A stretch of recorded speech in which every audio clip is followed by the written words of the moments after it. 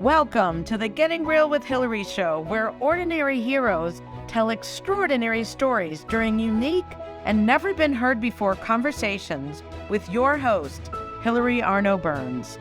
Hilary's unique listening and way of asking questions results in conversations that aren't usually talked about, so you can create the life that you really want but are afraid you can't really have. We are demonstrating the greatness in the human spirit and creating a world where we all reclaim our birthright of joy, happiness, purpose, and passion. Now, here's your host, Hilary Arno Burns.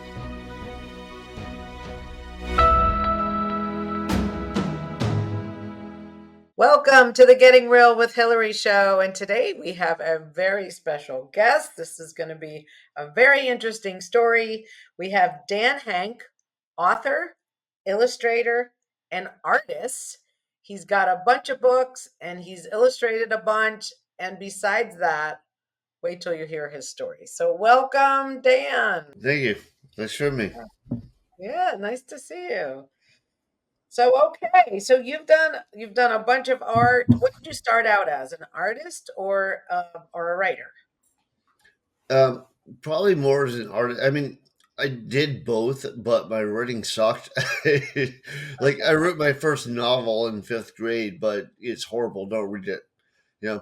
But I mean, we lived on like isolated military bases, and my parents didn't have much money, so I just go to the library and check out huge stacks of books. So like I lived in my own little fantasy world. I was like reading full adult novels by like fourth grade. It's just that was my thing. Wow. And did you always want to be a writer, or it just kind of went with reading that you created your own stuff? Well, I always wanted to be both. But like when you're a kid, you're like, how am I going to come up with the interesting story? Especially when you're like reading all this stuff, like Lord of the Rings and stuff, Star Wars, and all this stuff is around you. So there are all these fantastical worlds, and you're like you're limiting your imagination because you're a little kid. So it was easier for me to do artwork because artwork was like, okay, I'll just picture and I'll draw something. Although I think my artwork has progressed more to like, out of my imagination. And then it was more like I just want to render, something that I've already seen. Wow. So what kind of military bases? What was your father in? What was He was Army. He's a retired Army Lieutenant Colonel. And so we go everywhere from like he was at West Point for a while. So we were in Newburgh, New York, and then he went to the University of Florida. The military paid for his doctorate there. So I lived in Gainesville, Florida. Um, I've lived all over. We lived in Germany for 3 years. He'd get restationed like if you're a military brat, like every 3 years you go somewhere new. so okay. So what was his doctorate in? What kind of Anthropology. His parents are missionaries, so he was raised in Africa. So he speaks Swahili fluently, he speaks French fluently, and he speaks English fluently. And he was the attaché, which is the advisor to the ambassador in Zimbabwe. So did you live there too? No, I didn't live there. Like I turned 18, he came to the house, and he moved. And he moved to Zimbabwe. Wow. And what part of Germany were you in? I was in Stuttgart, and I forget what the other place is. I was a little kid. Like I was like when I moved here. I attended first grade. So it was like before first grade. It was like kindergarten and even Hmm. before that. Wow, that's exciting. I spent a little time. I was consulting, but I was over with the army in Heidelberg, Germany. So that was fun. Okay. Yeah, we went to Stuttgart. Yeah, it's fun. Okay, but when you were little. So I okay. was a little. He's been in every war since he was in Vietnam all the way through the first Gulf War, and he's also 82nd Airborne. He's Army Ranger. He was a tank commander in Vietnam initially, and then they moved into military intelligence. So he would like go to Grenada and come back and like bring us trophies. So So we always had like enemy belts and ammo pouches and hats and whatever. Wow. And do you have brothers and sisters? I have a brother. Is he older or younger? He's younger and he died about halfway through last year from overdose. Oh, sorry. Oh gosh. Oh, okay. Sorry about that. Yeah, Oh. it's been a steady decline, so it wasn't like all of a sudden out of the blue. It was like he just like he'd be on drugs and then off drugs and then on drugs and off drugs. So it was a steady thing. It was a what? It was a steady thing. Like Oh, we saw it coming. It wasn't like a massive surprise to everyone. oh, sorry. All right. So for you, you wrote your first novel in fifth grade. Then what'd you do after that? What was your big? Were you an artist? Like, what did you study? What were you Well, doing in junior high and high school? my parents are really into me doing art. Like I remember they had me attend. It was in third grade, and there was like a local lady who gave oil painting classes, and they sent me to her to do oil painting.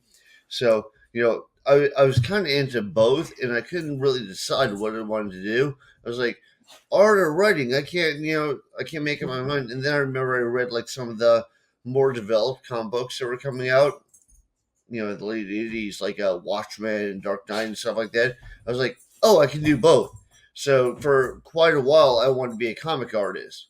And, I wanted to be a comic artist down in Gainesville, Florida. And that was right when there was that Teenage Mutant Ninja Turtles, like indie boom. So, like, I'd go to a lot of the local comic shops and they have artists there.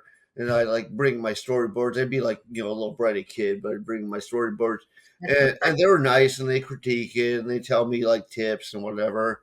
And so I kind of kept that vision. And then I took art classes, and I took creative writing classes. And I was really dedicated to doing both. And then, out of high school, like I did like I don't know if you heard of Maximum Rock and Roll magazine. I did like illustrations to cover for them. I got a job doing political cartoons for Madcap magazine, so I was doing political cartoons for them. And I remember I was applying. I applied to Paradox Press. I applied to Kitchen and Sink. But then what happened is there was a bubble. Like there was a boom, and then everything collapsed. So right as I was applying is when everything was collapsing. So Mm. Kitchen Sink, they picked me up, went bankrupt. Paradox Press picked me up, they went bankrupt. Mm. So I was like, if I'm going to make a career out of this, I'm going to go to art school, sharpen my skills, and that's what I did. I went to community college. I paid for it. Ah, Sorry, yes, that's your time. that's my dog making more noise, being annoying as usual. She only does this when I'm doing something. It's almost like she knows. She goes, "Oh, Yeah. now I'm gonna screw with you." Yeah, but Does anyways, she want to be part of it? Let's see. Let's hear. here, Aria, come here. I'll show you. She's Maybe very, she'll behave if we let her talk. she's very cute. Oh, hi there. but Oh, okay. So you so went to art school. So where were you then? Like, Virginia, where did you live? Where? Virginia, Virginia. yeah. Okay. Okay. And I lucked out at a really cool T-shirt, and it's community college, so it's like it's luck of the draw basically. But I managed to actually get a really cool T-shirt, and he said, if you want an art career, you have to move to New York City. So I was like, after school, I moved to New York City, like all of my belongings in a backpack. All I had was like a 15-year-old motorcycle. In the middle of the night, I just drove there. And I had a friend that lived in Queens, and I rented a room from him, and that was it. That was like the start. And I remember I interviewed with Penguin Books, I interviewed with DC Comics, and all the comics were doing really bad at that time. Like Marvel and DC, the movies saved them. If it wasn't for the movies, there would be no comic books. So I Mm. remember interviewing with DC Comics, and it took a while. I did a bunch of like portfolio reviews and stuff, And there were people telling me like, "Oh, you develop a style, go get a job," and I was like, "I'm trying to get a job." And then one guy's like, "Oh, well, I ink comics for DC Comics, so I'll set you up with the interview." So he set me up with the interview with the guy heading like the more adult themed Vertigo line, which is like Sandman and Constantine, and all that stuff. I was like, "Oh, that's perfect."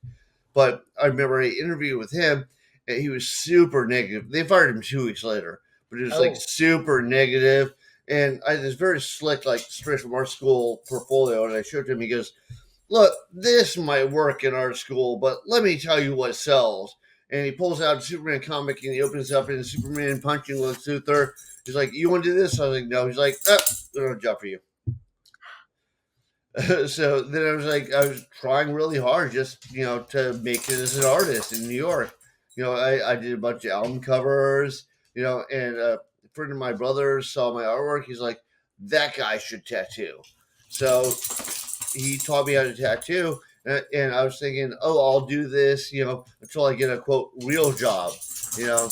And then I just loved it so much, I've stuck with it. But it kind of gives you the financial freedom to do other stuff too.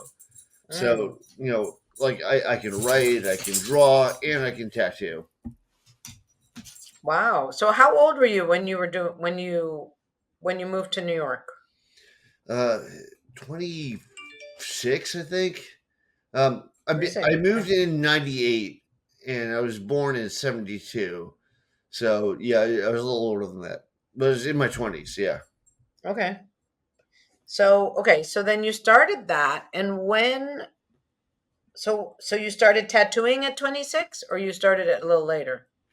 Well, not long after I spent about a year. 'Cause I was working at Hard Rock Cafe, which is I don't recommend that to anyone. It's a horrible job, but Oh. I was working there mainly because I get a job doing that down in Virginia, and then there was one in New York, and Mm.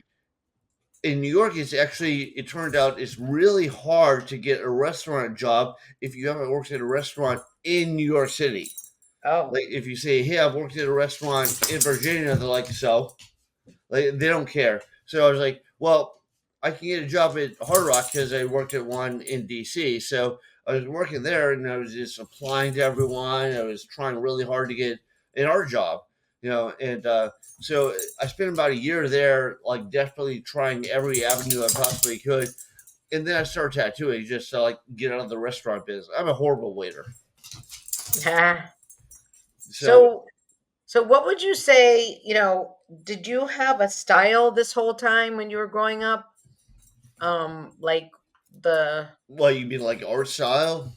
Yeah, like what it seemed not was it like science fiction when I was looking at your books? Is it more what's Yeah, the well, I think that there's two things involved there. There's theme, which tends to be like more like science fiction and horror and Okay. fantasy, and there's style. And the style is like I do like so. I have a number of illustrators that influence me. You know, Hmm. like some that probably most people haven't heard of, like John Taliban, and some people that everyone's heard of, like Frank Frazetta. You know, but so I had a number of people that influence like the style that I do, but the theme is like that kind of like horror, cosmic horror, fantasy, sci-fi sort of thing. Okay. Horror. Wow. Oh, okay. So cool. All right. So, okay, so you started doing tattoos, and that was around, I don't know, maybe 2000 or so, right? 99 is a. There are people that have insisted I tattooed them in '98, but I'm like, I don't even think I was tattooing then. Okay. All right. So around the turn of the century. Okay, good. And then when did you have your accident? Your first, or were you having them all along? Well, before I moved, like the whole like me getting shot by a crackhead, and I was in a car that flipped over and like my face broke the windshield. That's before I moved. You know, Oh, and was it which is the one that you wrote about in your bio? It seemed like that was the worst, or no? well, I don't know which one I wrote about in my bio, but that like that probably brain cancer was the worst. Yeah, Okay. but And yeah, when was the brain cancer? I was in the hospital recovering from surgery when the Twin Towers went down. So that was 2001. Yeah, September 2001. Yeah. So how did they find the brain cancer? Well, I just started tattooing. I've been tattooing like a year and a half, 2 years, and I started getting headaches. And I do Muay Thai, so they're like, "Oh, what's a brain bleed? You got hit in the head, it's a brain bleed." And I was making almost no money, so I went to like a local clinic, and they they barely spoke English, and they said, "Oh, it's just a headache. We'll give you medicine." Because they get like free sample pills. And they're like, Hmm. "Oh, we don't have any, but I'll write you a prescription." So I went to the pharmacy. The pharmacy's like, "We can't even read his handwriting." So they're trying to call him. He won't even pick up the phone. They're like, "You have to go to a better clinic." So I went to another clinic, paid a lot more money, which I didn't have at that time. And they said, "Oh, well, you're dehydrated." So they pumped me full saline solution. And they said, "If you feel worse tomorrow, give us a call." And the next morning, I was like my girl was over and we had Chinese food. The next morning, I was like throwing up the Chinese food, and she's like, and like I felt like I had a jackhammer to the back of my head. I was like leaning over like the sink in the bathroom. Like I felt like just putting a gun to my head and ending it. And she's like calling them and calling them. And finally, when they came in, they're like, "Go to the hospital." So I went to the hospital, and again, they asked what I do. I said, "Well, I tried." They go, "Oh, it's a brain bleed." They put me in a CAT scan. They go, "Oh, wait, it's cancer." So yeah, that's how I found out. And then what they do? Well, They they're can like, tell just by looking at it that it was no, well, cancer. they did the CAT scan. Like, if here's what they say: if the tumor is big enough to give you headaches, we'll see it in the CAT scan. That's what CAT scans are for. But what they do is they couldn't do surgery immediately. They had to do it a few days later because they have to run me through MRIs, which do more extensive like location of the exact problem. They do them with they call it with contrast, like chemicals to like measure where it's at and stuff like that. So they said we have to operate. They said that it was probably a slow growing tumor. It's about golf ball size, like right beside my brain, and because it was slow growing, like the inside was necrotic, which was dead. So once it broke open, that'd be it. I'd be over. So they're like, you probably had about 2 weeks. To live? Yeah. And they're like, so we have to do surgery right away. And they said, then they run what's called a pathology where they can tell if it's cancerous, malignant, or if it's benign. And Hmm. so I wasn't even at that point yet. They started to run the pathology. They're just going to do the surgery to remove it. And they said, well, it's brain surgery, so you probably have about a 50-50 chance of making it. And I remember my girl, she broke into tears. She's like, "You don't care," and I'm like, "Well, of course I care, but what am I going to do?" Right. So I had surgery, and unless we're in the matrix, I made it. You know, and like immediately afterwards, I was like in Bellevue Hospital, like in the hospital bed with my head all wrapped up like the Invisible Man, with like a brain plug, with like brain fluid coming out of it, and then the Twin Towers went down. And like the very next day, right after surgery, the Twin Towers went down. And Whoa. there are a lot of people in Bellevue that were homeless, so they're sick for the night, so they get like a warm bed, and they're kicking those people out. And I was like, I'll go, and they're like, sit down. But yeah, Wow. Oh my God. So you recovered, obviously. Here yeah. you are. How many years later? 23 years later, right? Right. Well, they did. Yeah, 23 years later. What they did is then they run pathology, and they go, yeah, it's malignant. It will come back unless you we recommend either radiation or chemotherapy or both. And Mm. if you just do chemo, and my aunt, by the way, died of lung cancer, and she just did chemo at first. And the problem is, the chemo kills the weaker part of the cancer, so the stronger part lives. It gets even stronger because it managed to make it through the chemo. So, and they can't do radiation, you know, so she was steward. So I was like, I'll do both at once. Actually, no, she did radiation first because radiation means that you don't lose your hair, you don't get sick or whatever. But the radiation, like I said, kills us, the weaker parts, the stronger part lives, and then all you can use at that point is chemo, and chemo is less effective than radiation against the stronger cancer. So they said, the statistics if you do chemo are like 60 to 40. The statistics if you do radiation are like 60 to 80. If you do both together, it's 95. I was like, I'll do both together. Done. Yeah. So, and then that was it. You never had it, come back. Yeah, I mean, chemo is brutal, so Right. like, it was like 5 years until I recovered from all that. Because they do Wow. chemo for like 2.5 years. They told me I had like a really high like blood oxygen count because I was doing Muay Thai, so it was like in shape all the time. So they told me I had a really high oxygen count. I think they said it was like blood oxygen count. I think they said it was like 14, but on chemo it drops to 7. So like I was living on a walk up in Brooklyn. So I go up a flight of stairs and I'd have to like lean over and catch my breath, and then go up another flight and then lean Mhm. over. It was chemo's pretty brutal. They tell you, they're like, it's poison. Hopefully it kills the cancer, or not you. Oh, It seems but you to didn't kill the have a, cancer. Yeah. but you didn't have a choice, right? No, I mean, I could let the cancer go. Yeah. Right. It probably wouldn't be here, but yeah. But it took care of it. Well, so that's good. Do you still have lingering effects of the chemo or Well, the yeah, radiation? it's like before I had almost photographic memory. Like if I read a book, I got an A on the test. I didn't have to study. I didn't have to do anything. Actually, for placement, I took the SATs like halfway through 10th grade because we moved because you're military. So every 3 years you move. So I took the SATs and I got a 1350 out of 1600, and you know now the STs are more. I think it's like 24 or something. But so I was like, I want to take it again. And they're like, well, that's high enough to get into Harvard. You don't have to take it again. So my point isn't to say look how awesome I am. My point is just to say I was doing really well, and like I took math just because I liked it. And I took like advanced physics and all that stuff, and but a lot of that stuff is like you memorize and remember all the formulas and everything else. And after brain cancer, my memory went from here to like here. You know? Mm, Plus, I have ringing in one ear all the time. Like mm.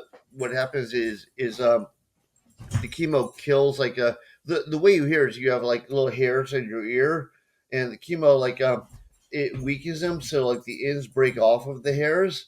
So when the ends break off the hairs, you just hear a constant ringing in the ear. And I was like, so is there a solution? They go, yeah, well, eventually the whole hair falls out and you just go deaf in the ear. Oh gosh.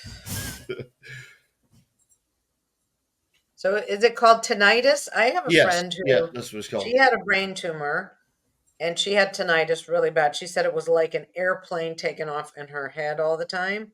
Yeah. But I think over time it's gotten less. So maybe that'll Yeah, happen. what happens is like when people they'll like here's a good example, like you get like little specks in your vision, Yeah. like little black spots, and then eventually they go away. It's not that they went away, it's that your brain learned to look past them.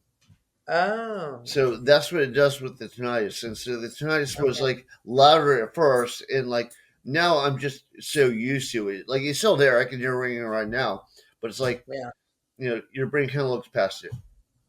Wow. Whoa. Okay. So that was 2001, probably till two, right? And then what happened? What happened after that? Well, there's a whole string of things that happened. Like at one point, much later, I had a vehicle. I'm big into like rebuilding like old vehicles. So I rebuilt like an old FJ40, which is like the Japanese version of a Jeep. And Okay. then I was going down a road, and apparently they were working on the road, but they didn't put up any signs. So I'm going down the road, and all of a sudden there's no there's no cement or anything. It's just all loose gravel. But the road is going down. So like I'm trying to like slow down, but I'm just picking up speed. And then all of a sudden the road makes a right hand turn. So then I'm like trying to turn and the vehicle ends up spinning around and then starts rolling, like flipping.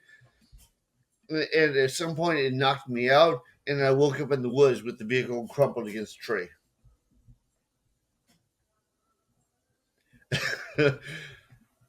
But that's Wow. one of a number of accidents. I have somebody that jokes in my Were you studio. okay though? Besides being passed out?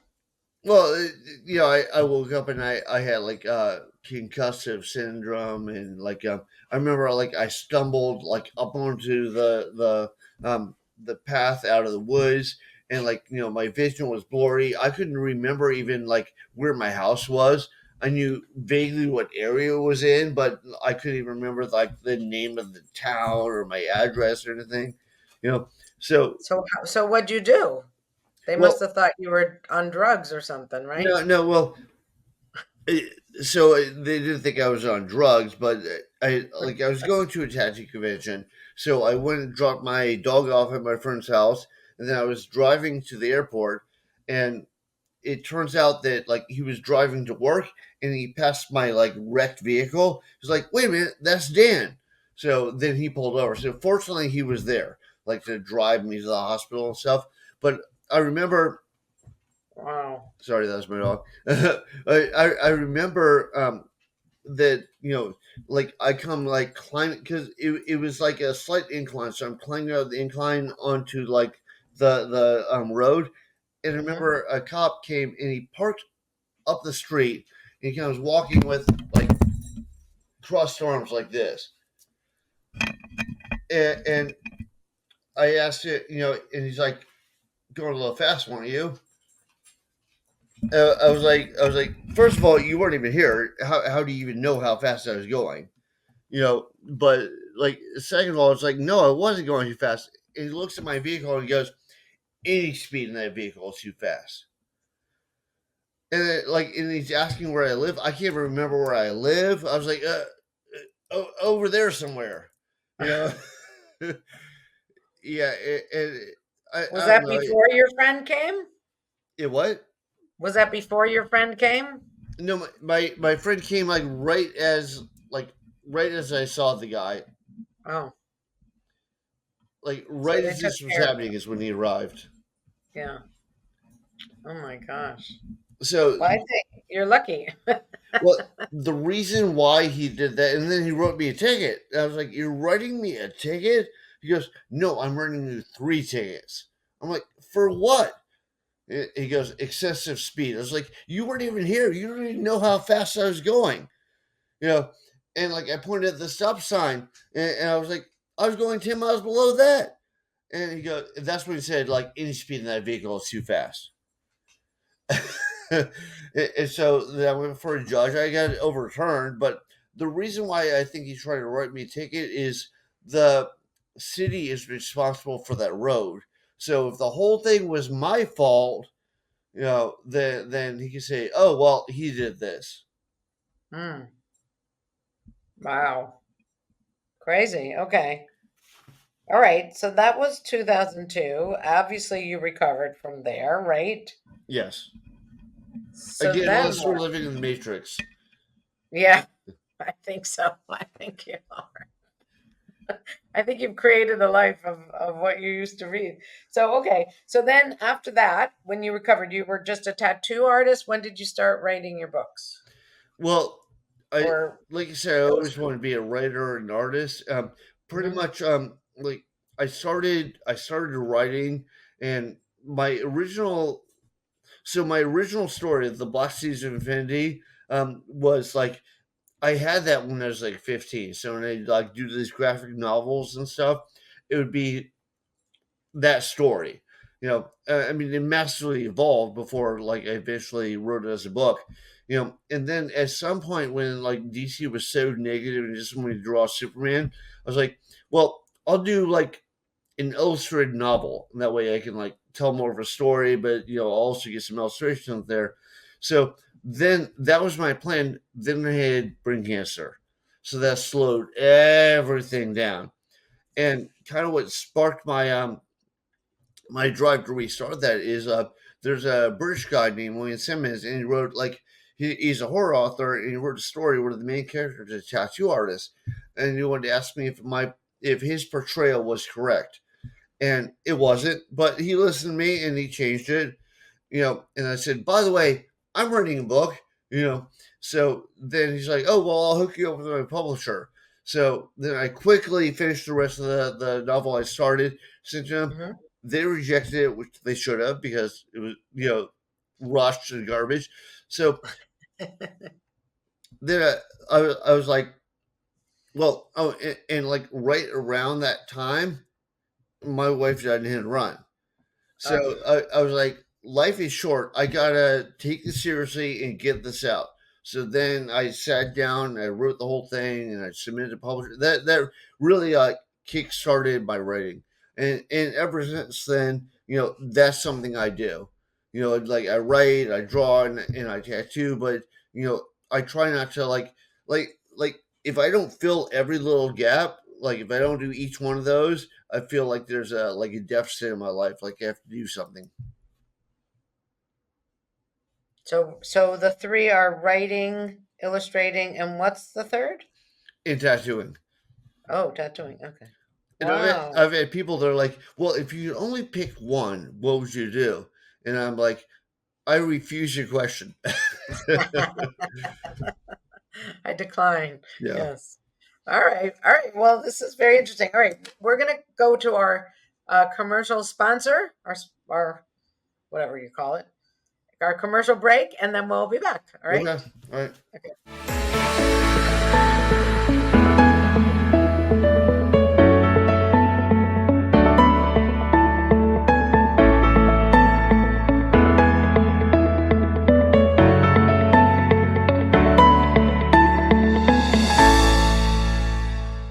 Has social emotional learning become just one more thing on your teachers' plates? Do teachers and students both find it boring and ineffective? Then bring Kikori to your school. Kikori transforms classrooms through experiential SEL activities that help students play, reflect, connect, and grow. Even better, students say it's more fun than recess. Schedule a no-obligation conversation at kikoriapp.com/bringkikori. Kikori. Do you ever feel like you can't say what you really want to say? Or that you're stuck or in a holding pattern in your relationships, career, personal life, or finances? Are there things you want in life that you've given up on? Are you resigned that this is as good as it's going to get? If you answered yes to any of these questions, then Hilary Burns, host of the Getting Real with Hilary show, has the solution you need. Hilary is a published author of 3 books and has a program called the Getting Real process. This process frees you from what is holding you back, allowing you to create a life you love. Don't believe it? It is hard to believe that it could work, isn't it? The proof is that hundreds of Hilary's clients have used the Getting Real process and are now free to create whatever they want in relationships, career, finances, enjoying life, or just loving themselves more. So go to realtalkwithhilary.com and order Hilary's book, Real Talk, and set up a conversation.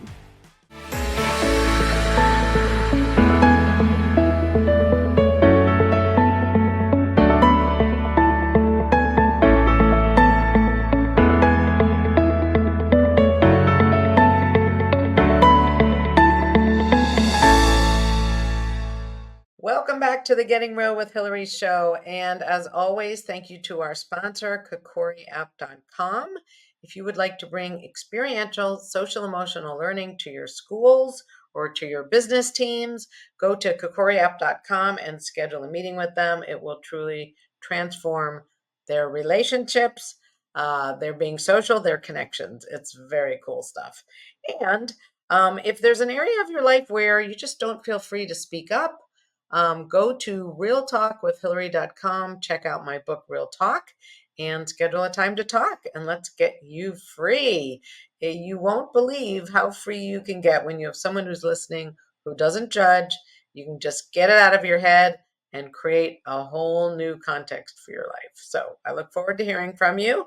And now, welcome back Dan, Henk. Hey. Hello. So, okay, you've had quite the. So, talk about your. You said you'd been married 6 years. Was your wife an artist too? What did, or if you don't want to talk about it, I understand. But how No, was? I'll talk Was about it it. been a rude She was awakening? an artist. I met her. She was working the counter at a tattoo studio. She was like a fairly recent immigrant from Colombia. So I like try and talk. I'm not real slick socially, but it's especially hard when somebody speaks a different language and like their second language is English. So it took a while for her to realize that I was like trying to ask her out. Oh, But like eventually we started dating, and then 3 months after we started dating I came down with brain cancer. you know oh, so most people like we were both in our 20s, but she was younger than I was, so most people they've only been dating somebody for like 3 months. They don't share a common like cultural heritage, and they're that young. Most people will be like, all right, this is too serious, I'm out. Yeah. see, And yeah. I have a lot of friends actually that were like very good friends of mine that all of a sudden just dropped off the face of the earth. Like it's really weird. It's like when something serious happens, they're like, too much for me, and they're gone. And it's amazing because you're like, that was my best friend for like the last year, and then all of a sudden I'll see him. That happened, with a number of people. But every day at the hospital, she'd like visit me after work. She always looked sad, like, are you doing okay? And she like bring me stuff. I was like, this is a good person. So, Mm. when I got the hospital, I married her. At the hospital? No, out of the hospital, but Oh, not like I was on chemotherapy. Like we both got married, and we went to well, first you get the license to get married at City Hall, and she's like, "Oh well, you got to memorize a bunch of stuff, like her dad's name and all sorts of stuff." But pretty much, we both went in there, and like she has like dreadlocks and covered in tattoos. They're like, "All right, like you're a couple, I can tell." And then we got married at Motor City Bar, and I dressed up as like a gangster at a zoot suit and everything. She had Japanese friends, and they spent 6 hours on her and made her up as a geisha. You know, so yeah, so we both kind of like did it up for the wedding, and then we had the wedding. oh. So then, when you weren't with her when she got the hit and run, right? Were you No, around? no. How did you get the call? Well, I got a call at like I think it was like 9:30 in the morning, and they're like, are you married to Monica Hank?" And like suddenly I'm wide awake. I'm like, "Yeah, what's going on?" Like, she like ran a stop sign or something. I was like, "What?" She'd go to school at Pratt for music lessons. Before she went to tattoo, she was a tattoo artist as well. So she'd go to Pratt for music lessons, and apparently, like, you go right through Red Hook, Brooklyn, which is right next to downtown where all the after hour bars are. So somebody was probably drunk from the night before and just like plowed in her, and kept going. Like, that's probably the best explanation if you hear the whole story, of what happened. But the cops were just blowing it off. And like I immediately went to the hospital. It was in the Marcy Projects, which is where Jay-Z's from. The hospital is a very bad hospital. But, I went to the hospital, and they were not doing anything. They're treating me horribly. I remember I called Rachel Rosen, my friend from the band Decision. I did a lot of artwork for that band. She works for the medical examiner's office. She's like, get her out of that hospital. And so Was she alive still? well, that's just it. So they hit her, and then the paramedics took her to the emergency room. So they revived her on machines. Like she didn't wake up, but they revived the body on machines. But it turns out she was hit so hard she snapped her neck. So it was Oh, 30 minutes before she made it to the hospital. So with you know oh, nothing to the brain, you're brain dead. So, but the EMS didn't bother to tell the hospital, so the hospital revived her. Because it's a horrible hospital. And then when they asked Rachel Rosen, um, to get her out, and I tried to talk to the doctors. They said, well, she's too unstable to move. She needs a CAT scan. CAT scan's downstairs. She's upstairs. So I told Rachel. Rachel was like, well, you know they make a portable one. So I told the doctor, you know they make a portable one. And he goes, oh, really? Who makes that? Horrible, horrible hospital. But and I remember the first night, like I stayed there, I went down in the morning to get coffee, and I go back upstairs, and the security lady's like, "You can't go." I was like, "What are you talking about?" She's like, "It's not visiting hours." I was like, "My wife is dying upstairs." She goes, "So, so."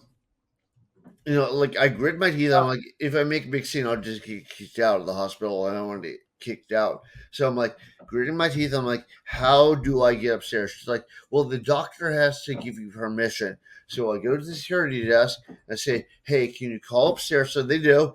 And then the lady calls over to the security lady and says, yeah, doctor said you can come up. And the security is like, no, tell him he has to call me personally. And then I turn back to the security desk and I'm like, can you please come? No, why should I? So I had to go to a payphone, call the doctor. Yeah, but what happens is I went on New York 1 and New York 5, and like my brother-in-law, her brother went on Telemundo and Univision, and it got out everywhere. And we hired an attorney, and we're like, what should we do? And he said, you know what? Picture her as a model. Because like if it's a tattooed immigrant, they don't care. But if you picture her as like, hey, it's this beautiful model, everyone cares. So that's what we did. So like she had a little bit of alternative modeling. So it's like, oh yeah, she's a model. So suddenly it was in all the papers. Made like the president of the hospital came and apologized to me. You know, yeah, like all of a sudden there was an investigation squad. It's crazy how things work. That is effed up.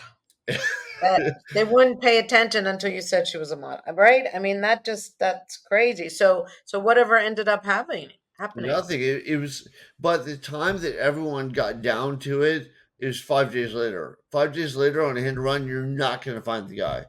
And I remember like right around the same time that somebody like crashed into the New York City governor or not the Jersey governor's car, knocked him off a bridge. He broke his leg. They didn't even know the color of the vehicle. They found the guy within 1 day. So obviously, this was not a priority to them.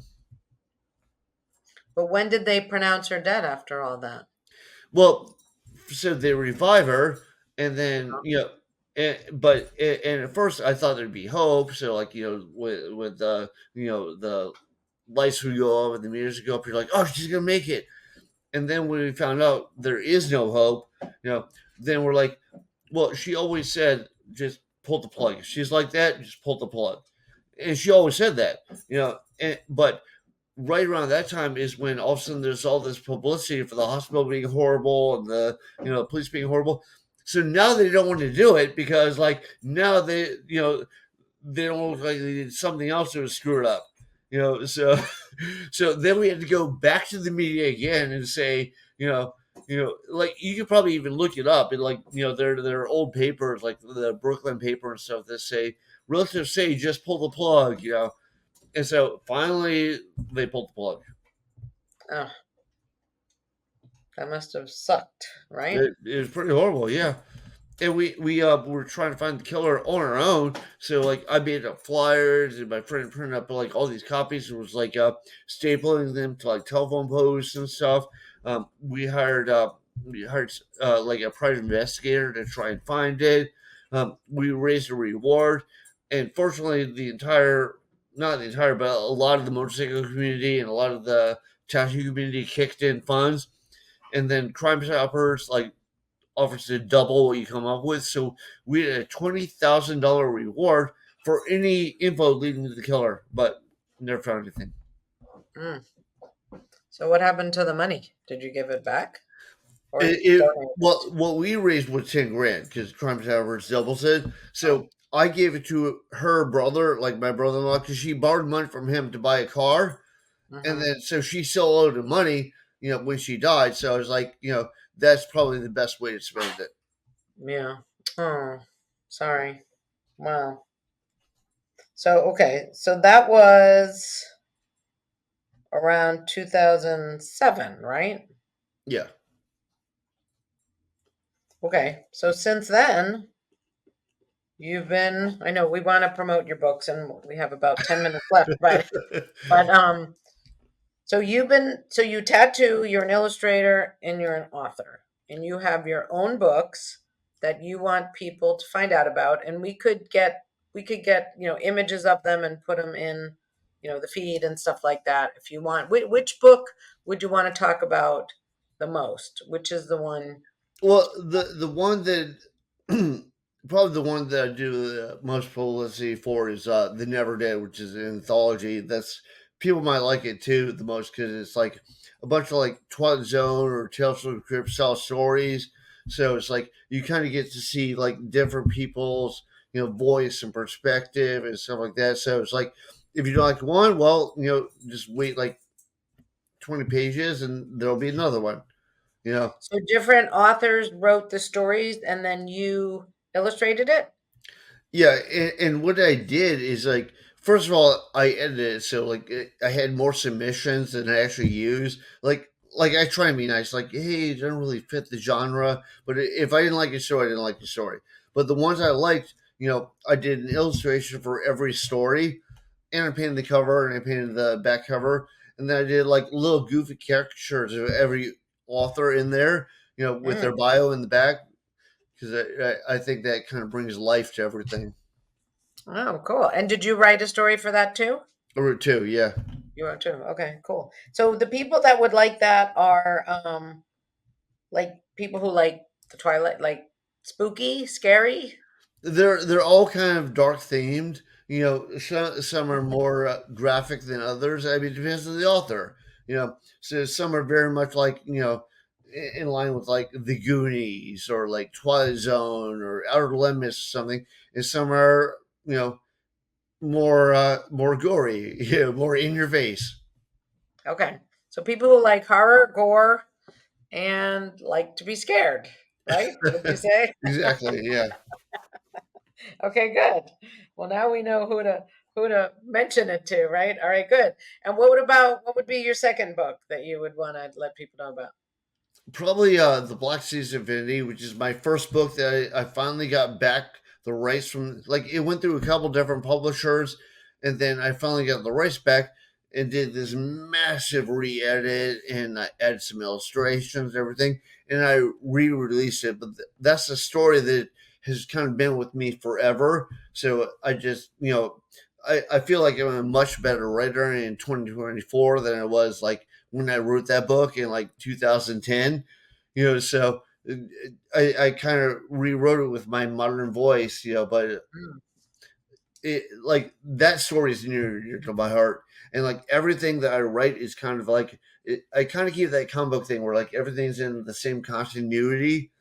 So like if you read my later books, this goes with the later book. It's not like you have to read it to read the later books. I try and keep it all like kind of like Mad Max or Road Warrior, where like one isn't dependent on the Yeah. other.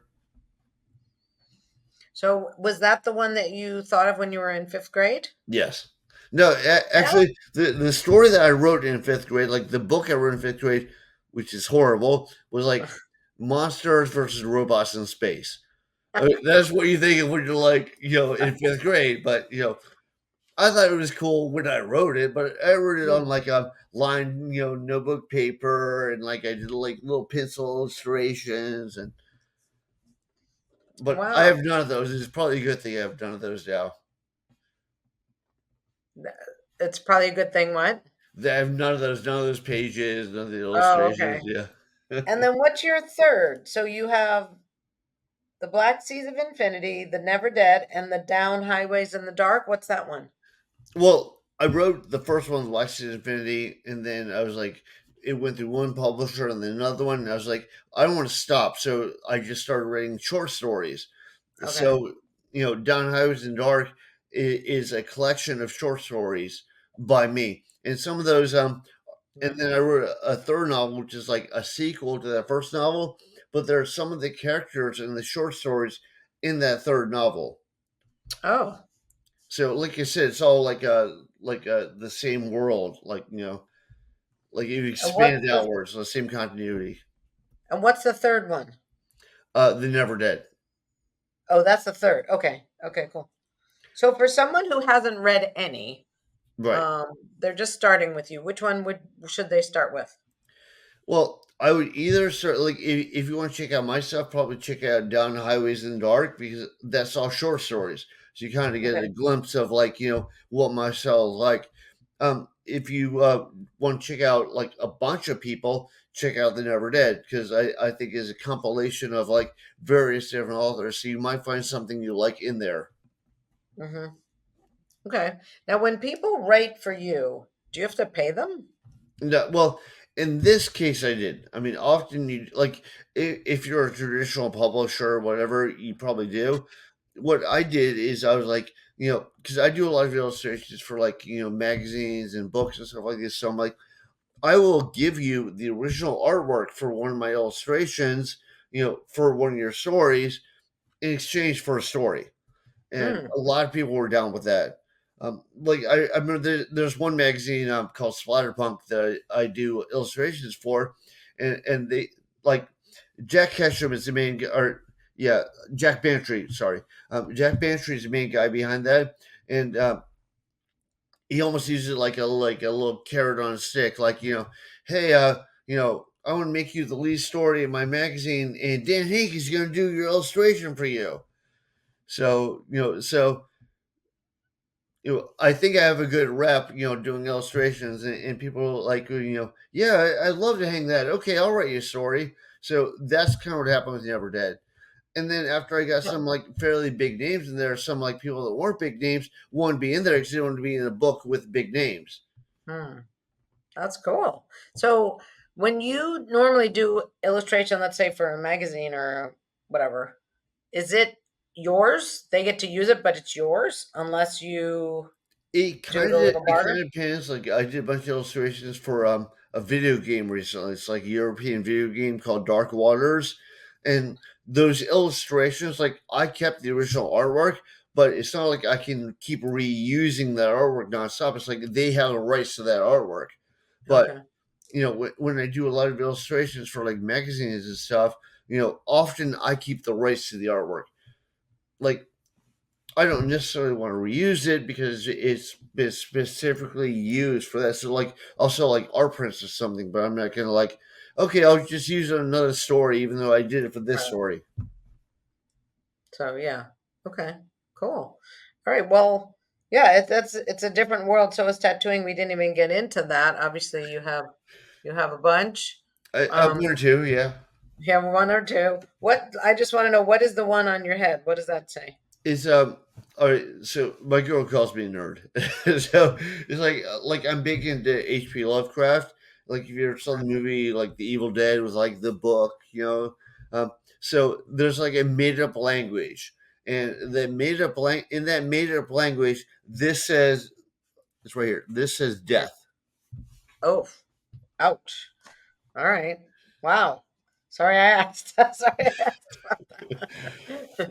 Okay. All right. So in the last couple minutes, what would you say, like, what's your message for the world? What would you like to see happen in the next 5 years? What would you like to leave the audience with?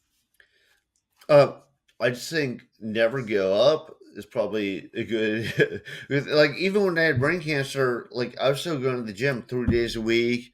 Like I lived in Brooklyn. I'd bike over the bridge. I'd stop and throw over the side of the bridge, keep biking. Because I was like, don't give up. If you give up, you're dead. And in the end, your family cares maybe, but nobody really cares except for you. So you do it. You put 100% in there. The other thing is like don't necessarily judge a book by its cover. Like too many people like stereotype stuff, by like a quick glance or like a group or whatever. You can't do that. Like you have to take people as people, everybody individually. Like I can't tell you how many times people are like, oh, like I looked very punk rock in high school. The people judged you based on that. I have a bunch of tattoos. People judge me based on that. It's like you know, you're probably not the person that person is stereotyping you as. Hmm. So how do you recommend they get past that? Well, I mean, that's more a recommendation for society just to be like, a little bit more open minded. Like, I think that, you have to interact with people before you come up with any judgment on the personality. Like when people like see somebody at a distance or see somebody on social media and they immediately make up their mind on what they're like, they're probably wrong. Right. So just keep it more open minded, and like people need to interact more too. Like this whole like Twitter, social media, sending text messages. That didn't like you need to hear somebody talk to you to like get the tone of the voice and where they're going with that. So interact with people. Like some people are like they say things behind like the wall of a keyboard they would never say in person. Right. Yes. All right. Well, thank you, Dan. Thank you for your inspiring story. You've been through so much. You didn't give up. Obviously, you have so much talent. There you And despite the brain cancer and, your wife and you just kept going. So thank you for inspiring all of us. Thank you. You're welcome. Thank you for watching this episode. I started getting real with Hilary when I discovered that I was a people-pleasing, pleasant phony and wanted to be more of my real self.